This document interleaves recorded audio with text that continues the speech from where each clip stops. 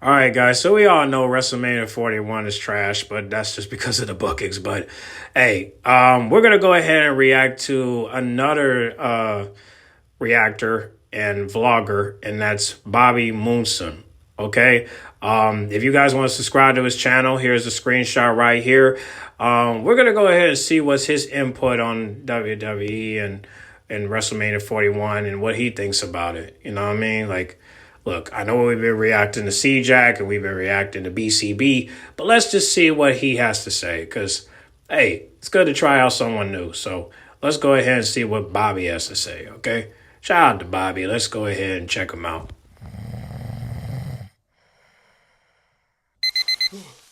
Oh, man. My bad, man. I'm up. That's one thing Monday Night Raw for, man. Catch some good old Z's. Catching up on some good old sleep. I don't know about any of y'all. I don't know any about these other YouTubers that's on YouTube reviewing the show, but I'm going to keep it raw and uncut. I'm going to keep it honest. These past few weeks of Raw has been completely garbage. This road to WrestleMania 41 is one of the worst roads to WrestleMania in recent memory. I do not understand what the fuck Triple H is doing. I do not understand what Bruce Pritchard's doing. The Rock, John Cena, Io Sky, Rhea Ripley, Gunther, Jey Uso. This is, oh my God, this has became horrible. Now, when I'm asleep, like this is a literal fact. Watching Raw, it is one of the hardest things to do to stay up. Raw on Netflix has to be one of the biggest disappointments of all time. Like literally, we really thought that we were getting Raw and uncut. We got Raw and Netflix. Raw was supposed to be uncut, everything going crazy when Monday Night Raw first came out. We got Netflix. We don't got to worry about the USA Network censoring. And you mean to tell me we can't even hear the crowd chant, "Fuck you, Cena"? I mean, you can online, just not on there. What was the point of going on Netflix if we was going to bring the same garbage to Netflix? The same censorship to Netflix? This is so frustrating. I'm going to tell you right now, I don't know about any of y'all, but inflation is hitting me ridiculously. I'm paying a lot of money for eggs. I'm paying a lot of money for food, groceries, gas. I don't know what the fuck TKO, WWE thinks when they're putting these ticket prices for WrestleMania up. To sit in the nosebleed is like $300 or $400. I'm talking about the last seat in that arena for both nights each. Now, if you was giving me something compelling, maybe I could figure out a way. Maybe I could split the payments up on a firm.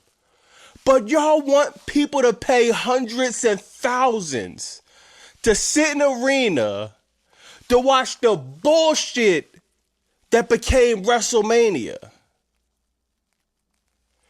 This is one of the worst build-ups to WrestleMania I've ever seen. I've been watching this shit for a very long time. I always tell y'all it's been almost 40 years. John Cena turns heel. We all thinking, oh man, this is it. We got our payoff, man. WrestleMania 41 is saved. What does John Cena do? He comes out 2 weeks in a row, cut the same dumbass promo. It was cute the first week with the fans and you got the little kids sad. You come the very next week and do the same fucking promo? What? The same? No one getting brawl? No one's fighting? Nothing? No backstage segments. You cut the same promo. Then we're all supposed to forget about the guy, what's his name? Dwayne Johnson. We're all supposed to forget about The Rock and the selling of soul. He never mentions selling his soul. He never mentions The Rock. We're 2 to 3 weeks away. I'm sorry, it's no saving this. Long-term booking my ass. This sucks. Y'all had John Cena turn heel. Y'all rushed that decision. And now y'all fumbling all over the place. Overseas, John Cena.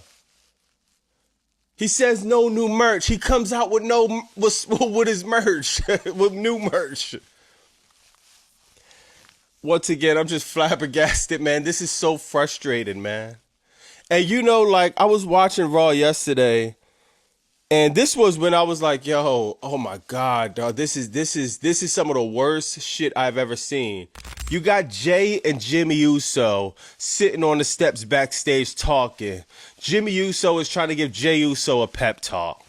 The first thing I'm thinking is, man, this sounds really familiar from WrestleMania 40, where Kevin Owens was trying to hype Sami Zayn up, telling him to get out of his head. I guess it's too much fucking work to come up with something fresh, compelling, something fire, something other than what you just gave us 12 months ago.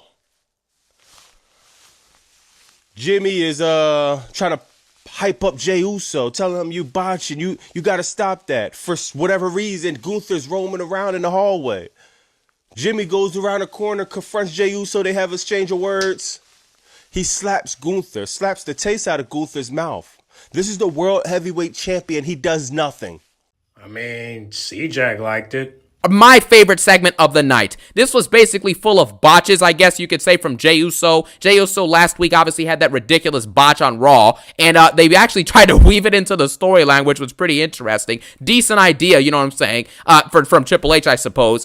Decent idea here to weave in that botch into the segment, and basically Jimmy Uso's telling Jay, this version of you will not beat Gunther. You understand? He cooked with his lines. Jimmy Uso was cooking in this segment. He basically brought up that Jay cannot win right now, man. You're failing at moves that you've been doing for years. You're slipping up on the mic. And Jey Uso says in this segment, he says, man, I'm 3-0 versus Gunther. Jey Uso obviously messed that up because he's 0-3 versus Gunther. He meant to say 0-3, but again, he botched last week in the ring, and now he's botching in the segments on the mic. So I don't even know what to even say at this point. I just hope that Jey Uso, can get right and get right for this match, because at this point, he's just making some really ridiculous mistakes. Maybe they're going to weave it into the storyline, but this dude is genuinely botching different things, so whatever. Jimmy then proceeds to say, I need right-hand man Jey Uso.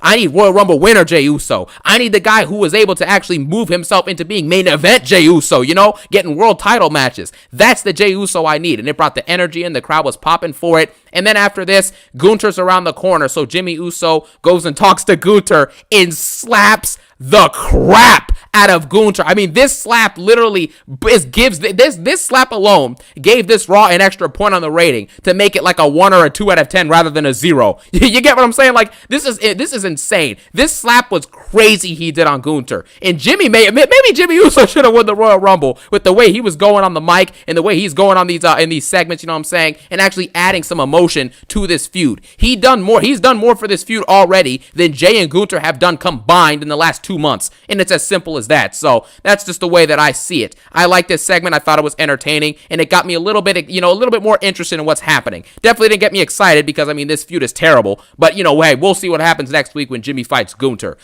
Yeah, no issues from C-Jack. So if he says all good, then it's all good. Well, let's get back to the video. He lets a grown-ass man walk away after slapping the taste out of his mouth. What logic does this make? What has Gunther done to deserve to be buried this way? Gunther told Jay 10 weeks of hell. So far, the way this been booked, it's been 10 weeks of Christmas. You motherfucking right? He gets choked out. He gets love taps. He does nothing when he gets slapped. Gunther should have beat the brakes off of Jimmy Uso after he did that. Who is booking this crap?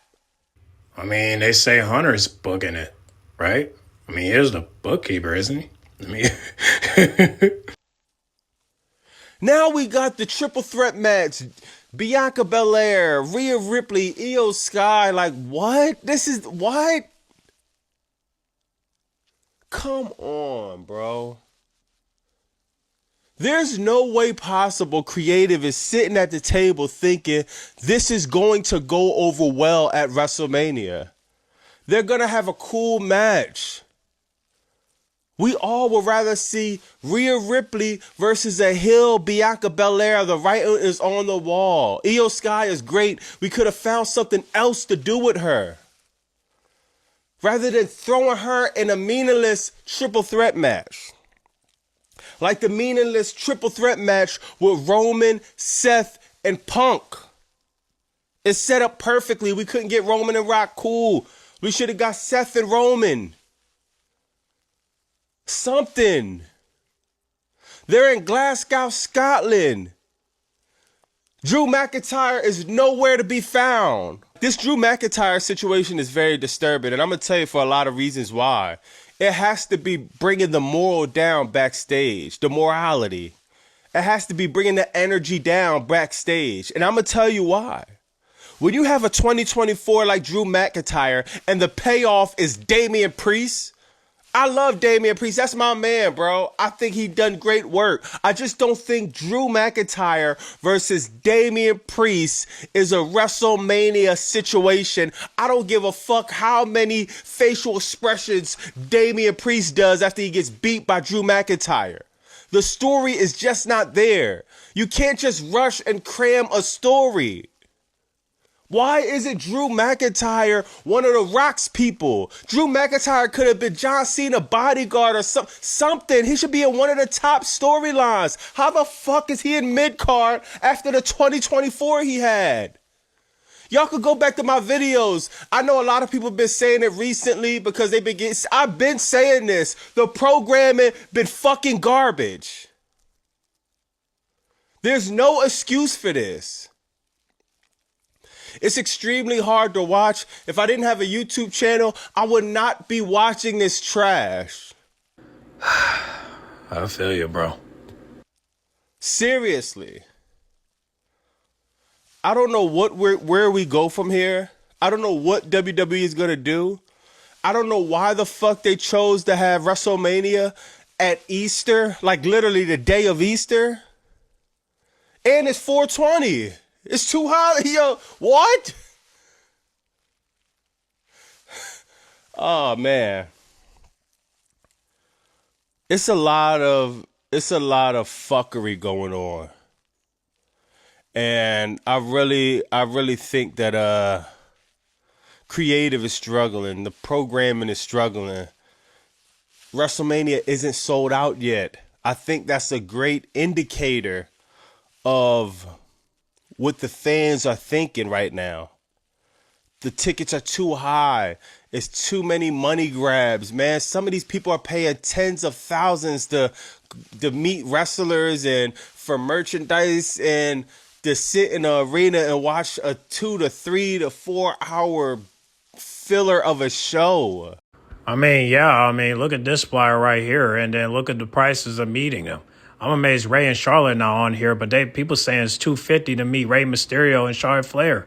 Charlotte Flair ain't worth no $250. That's why I don't understand these flyers, because I'm just like, why is Damian Priest with Tiffany Stratton? Why is he not with Rhea Ripley? You know what I'm saying? And why is Bianca not with the Street Profits? You get what I mean? And why is Rey Mysterio with Charlotte Flair? Like, why can't it just be Charlotte Flair and Becky Lynch? You know what I mean? Even if she's not in WrestleMania, why is she not in it? You get what I'm saying? And why is Liv Morgan with Braun Breaker? And why is Braun Breaker, being part of Metro Boomin's show? I bet you Braun Breaker don't even listen to Metro Boomin's projects. The man listens to country music and classic rock. Why is he there? Liv, I understand, but Braun Breaker? Nah, fam. Braun Breaker, come on now. You are not no fan of Metro Boomin. If anybody should have been there, it should have been, me personally, it should have been Liv Morgan and Raquel Rendez. Even though Raquel is not really popular, I'm just saying you could have got somebody else, like, I don't know, like Nia Jax. Actually, you know what? No. What if you would have put Liv Morgan and Tiffany Stratton. That would have been good. You know what I'm saying? Because they both listen to hip hop and rap. So you could have done that. Honestly. You know, like, I would love to see that. You get what I'm saying? Just like Liv Morgan and Tiffany Stratton with Metro Boomin, that would make sense. You know? And then, or, you know, imagine if Chrono Jade and Roxanne was in that.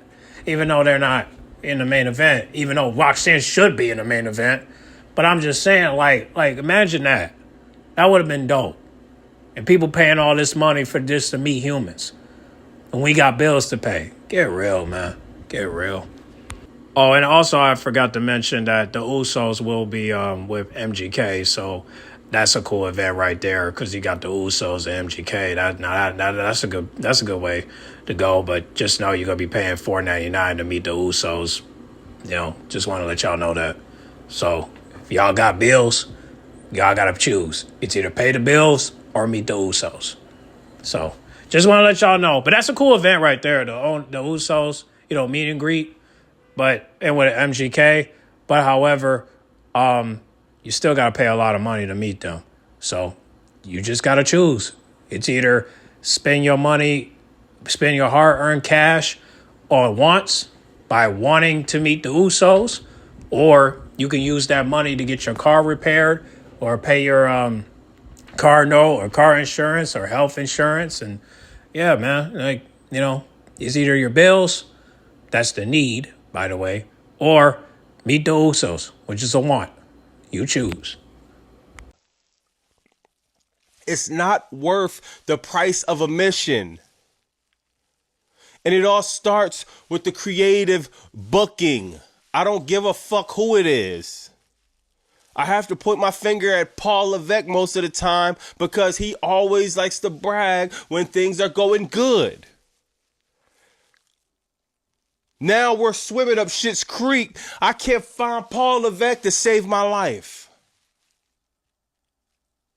Let me know in the comments what you think about WrestleMania going into the garbage this season.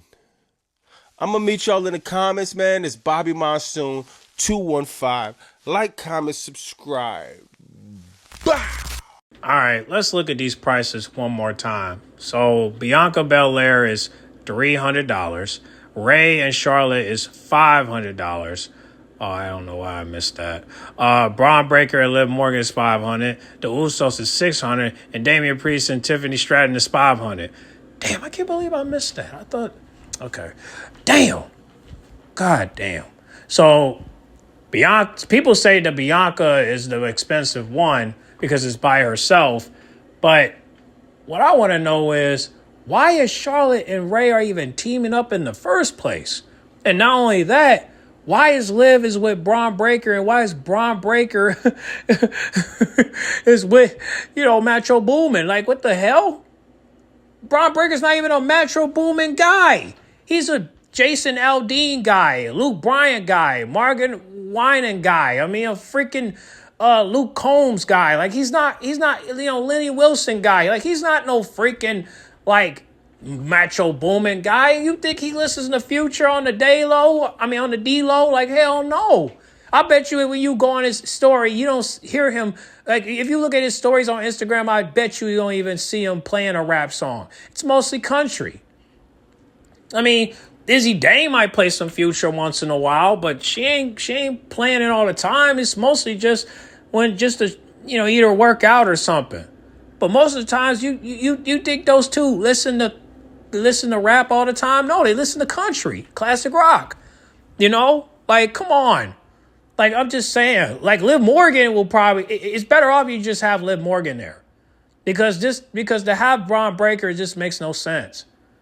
You get what I'm saying? So I'm just amazed that Raquel is not going to be with her, but I don't know. I mean, Damian Priest and Tiffany Stratton, are you serious? It should have been Damian Priest and Rhea Rebby. The fuck? Tiffany Stratton ain't got nothing to do with Damian Priest. The hell? It just makes no sense. But again, they got an assignment to do. But if you think we're going to pay all that money just to meet human beings when we got bills to pay, nah, bro, I'm good. Y'all can go, though. If you got extra money, you get what I'm saying? Like, if you got $500 clear, then go ahead and meet these people. But until I get like $600, I'm gonna use that for bills and emergencies. You can go ahead and spend all that money just to meet those celebrities all you want. I got better things to do with my money. You know, if I ain't getting 50% cash back on my credit card and debit card, it ain't worth shit. You know what I'm saying? But y'all can do it though. But yeah, man, WrestleMania, man, I'm telling you, man, without Alexa Bliss, it's no point. You know what I'm saying? It's just no point. You know, like I said, we haven't even heard of Roxanne supposed to, because, you know, like Roxanne, like, where the hell is she? She's supposed to be beefing with Bayley, and now we're not going to get a triple threat match? We're going to get somebody else to replace her? Damn. Even Sheamus and Kaiser are going to miss WrestleMania. Ain't that some shit? Like, it's just like, and then, you know, I heard CM Punk is the main event, but it's like, of what? He can't even go after the title. Why can't it be a triple threat match between Cena and Cody and CM Punk? Come on now. Like, it just makes no sense to me. But, you know, this shit is just weird. And I don't know what else to say about it. Like I said, I said this before, and I'm going to say it again. In order for WrestleMania 41 to be complete, we need Alexa Bliss to compete. Okay? Without Alexa Bliss, fuck WrestleMania. Watch NXT Stand and Deliver. That's what I say. Watch NXT Stand and Deliver if you want to go somewhere. All right? I mean, if you want to watch something. If you want to watch a pay-per-view that's worth watching, watch Stand and Deliver by NXT. 2 o'clock. Worth the time. All right? I don't even got to work that day. I could just watch my 2 o'clock appointment of that pay-per-view, and then after that, I'm gone. And then I'll talk to G-Man and see if he want to watch it together as well. But still, but other than that, WrestleMania, listen, without Alexa Bliss, count me out. All right? I need Alexa Bliss. Without her, ain't no point in me watching. Sorry. But shout out to Bobby. I appreciate him speaking on how he feels about WrestleMania 41. Look, man, even though people are talking about it, the negative reviews is definitely going to, you know, impact, you know, WWE. And I think right now, I don't think WWE understands what's going on here. I mean, people are really dissatisfied with it, but people still watching it. I mean, shoot. But we're watching it too.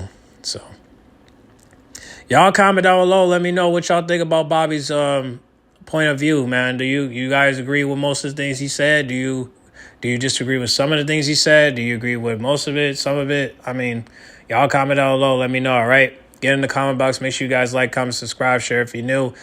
And, yeah, man. And also comment, we want Alexa Bliss, okay? Hashtag, we want Alexa Bliss. Comment that down below, all right? I'll catch y'all in the next video, all right? I'm out.